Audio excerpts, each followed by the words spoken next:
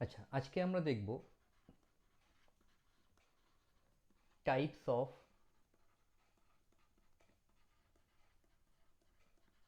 Equilibrium. Equilibrium কত রকমের হতে পারে। ফার্স্ট একটা দেখব homogeneous equilibrium. Homogeneous equilibrium, homogeneous মানে কি? সমসত্ব। সমসত্ব। আর একটা কি আছে? হেটেরোজিনিয়াস। হোমো যেখানেই থাকবে সেখানে ভাববে সমান বোঝাচ্ছে, আর হেটেরো যেখানে থাকবে সেখানে ভাববে বিষম বোঝাচ্ছে। হেটেরোজিনিয়াস ইকুইলিব্রিয়াম। ঠিক আছে, তো দুজনের মধ্যে ডিফারেন্স কি? হোমোজিনিয়াস ইকুইলিব্রিয়াম মানে হোমোজিনিয়াস ইকুইলিব্রিয়াম মানে এখানে reactant and product will be in same physical state। মানে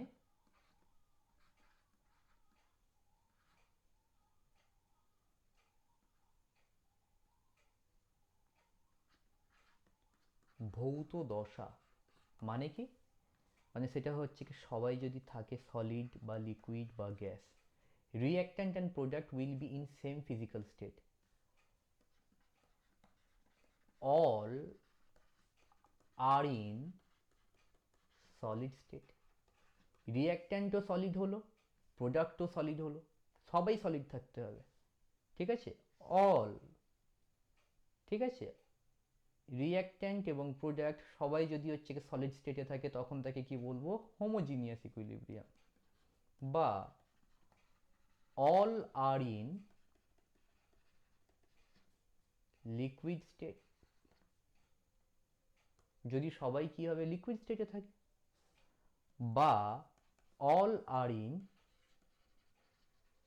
গ্যাসিয়াস স্টেট। মানে রিঅ্যাক্ট্যান্ট এবং প্রোডাক্ট সবার যদি হচ্ছে কি তোমার সেম স্টেটে থাকে তখন তাকে শুধুমাত্র কি বলবো আমরা? তখন তাকে শুধুমাত্র আমরা বলতে পারি যে এটা একটা হোমোজিনিয়াস ইকুইলিব্রিয়াম। ঠিক আছে, বা অল আর ইন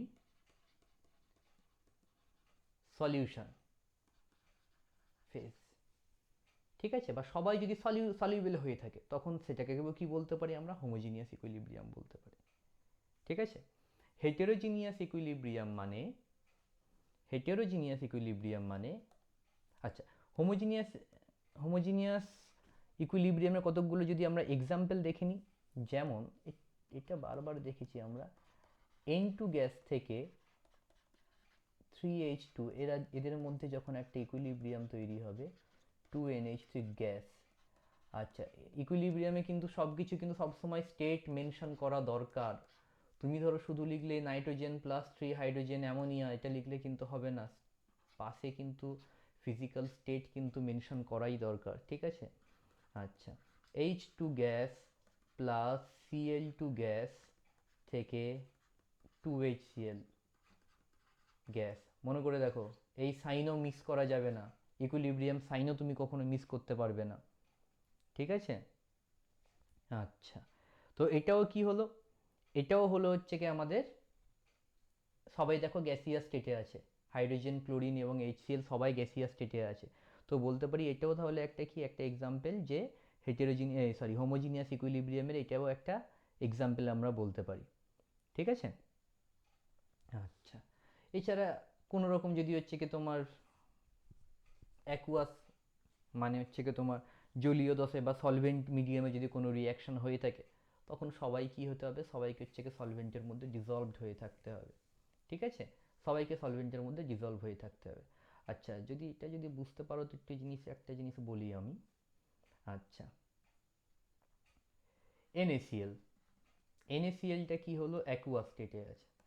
এতে কি দিলাম? AgNO3 দিলাম। দিতে AgNO3 কি আছে? অ্যাকুয়াস আছে, মানে জলীয়, তো মানে হচ্ছে কি জলের মধ্যে ডিজলভ হয়ে আছে। দিতে AgCl অধক্ষেপ ফেললো, প্লাস কি হলো? NaNO3। NaNO3 কিন্তু অ্যাকুয়াস, অ্যাকুয়াস মানে কি, জলে কিন্তু ডিজলভ হয়ে থাকবে।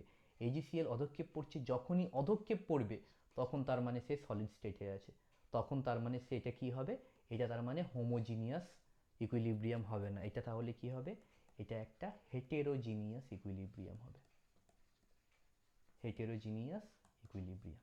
ঠিক আছে। আচ্ছা, এবার আমরা হেটেরোজিনিয়াস ইকুইলিব্রিয়ামের হচ্ছে এক্সাম্পল দেখে নিই।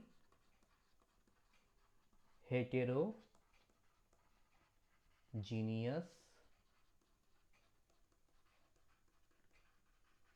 ইকুইলিব্রিয়াম। তো হেটেরোজিনিয়াস ইকুইলিব্রিয়াম আমাদের কি বলছে, ওই একই জিনিস, ঠিক আছে। এদের যেমন সবাই কি হবে, সেম স্টেটে সেম ফেজে থাকবে বা সেম স্টেটে থাকবে, এখানে কি হবে, ডিফারেন্ট ফেজে থাকতে হবে বা ডিফারেন্ট ফিজিক্যাল স্টেটে থাকতে হবে। ঠিক আছে। যেমন একটু আগে আমি এক্সাম্পল করিয়েছিলাম, NH3 গ্যাসে আছে, HCl গ্যাসে আছে, কিন্তু NH4Cl সলিড, হেটেরোজিনিয়াস ইকুইলিব্রিয়াম। ঠিক আছে। এটা কি হবে, হেটেরোজিনিয়াস ইকুইলিব্রিয়ামের একটা এক্সাম্পল হবে। Calcium carbonate, calcium carbonate equilibrium CaO plus CO2। আচ্ছা, হেটেরোজিনিয়াস ইকুইলিব্রিয়ামের ক্ষেত্রে যদি হচ্ছে কি কে ইকুইলিব্রিয়াম যদি হয় বের করতে পারো, তখন কি বের করবো ভালো করে দেখো। এটার জন্য আমি যদি কি হবে, concentration of NH4Cl by concentration of NH3 into concentration of HCl। এখন এটা কি আছে, সলিড স্টেটে আছে, এটা সলিড, তার এর অ্যাক্টিভ মাস কত হবে, 1, তাহলে 1 বাই NH3 HCl। ঠিক আছে। আচ্ছা, calcium carbonate solid, CaO solid, CO2 কি হবে, গ্যাস হবে। ঠিক আছে।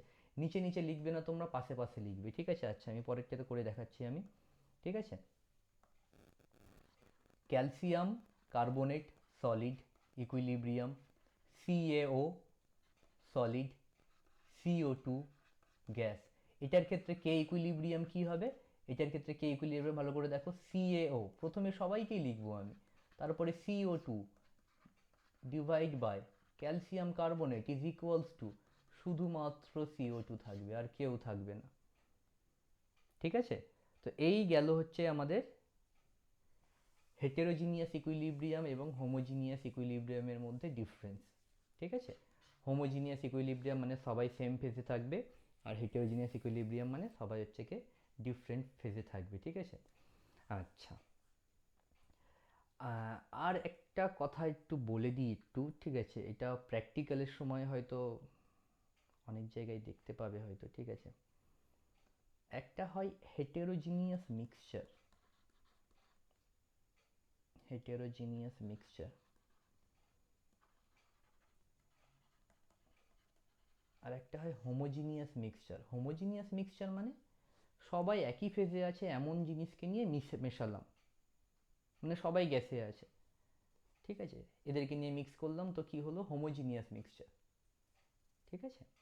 আর হেটেরোজিনিয়াস মিক্সচার মানে একজন ধরো লিকুইড স্টেটে আছে, একজন ধরো সলিড স্টেটে আছে, ঠিক আছে, এবং ভালো মতো করে তারা মিশলো না, তখন তাকে বলা হবে হেটেরোজিনিয়াস মিক্সচার। ঠিক আছে। আচ্ছা, একটা হেটেরোজিনিয়াস মিক্সচারে, একটা হেটেরোজিনিয়াস ইকুইলিব্রিয়ামে তোমার আরেকটা জিনিস হয়, সেটা হলো টু নন মিক্সেবল লিকুইড। ঠিক আছে। দুটো লিকুইড নিয়ে হচ্ছে কি, যেমন এটা হয় যেমন ওয়াটার আর আইসোপ্রোপাইল অ্যালকোহল, ওয়াটার আর আইসোপ্রোপাইল অ্যালকোহল, এদের মিক্সচারটা একটা কি করে, একটা হেটেরোজিনিয়াস মিক্সচার এটা একটা। ঠিক আছে। মানে ওয়াটার জলের সঙ্গে আইসোপ্রোপাইল অক্সাইড, আইসোপ্রোপাইল হাইড্রোক্সাইড এটা কখনো কিন্তু মেশে না। ঠিক আছে। এদের মধ্যে একটা যদি সেপারেটিং ফানেল থাকে, একটা সেপারেটিং ফানেলের এরকম সেপারেটিং ফানেলটা এরকম দেখতে হয়। ঠিক আছে।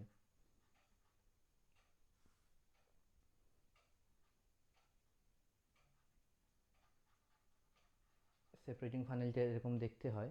তো যাই হোক, সেপারেটিং ফানেলের মধ্যে যদি রাখা হয় তাহলে দেখবে হচ্ছে কি নিচে কে থাকবে, নিচে থাকবে হচ্ছে কি ওয়াটার লেয়ার থাকবে, আর উপরে কি থাকবে, অর্গ্যানিক লেয়ারটা থাকবে, ঠিক আছে। তো এইটা হচ্ছে কি এই হেটেরোজিনিয়াস ইকুইলিব্রিয়ামটাও একটা চেক করা যায় এখানে, ঠিক আছে। এমন একটা সলভেন্ট এখানে দিয়ে দিলাম যেটা জলের মধ্যেও হয়, অর্গ্যানিকের মধ্যেও ডিজলভ হয়, তো সেখানে একটা প্র্যাকটিক্যাল একটা আছে। তো ঠিক আছে, এতটা ডেপথে যাওয়ার দরকার নেই, মোটামুটি এইটুকু জানলেই হয়ে যাবে। ঠিক আছে, আজকে এতটুকু, টাটা।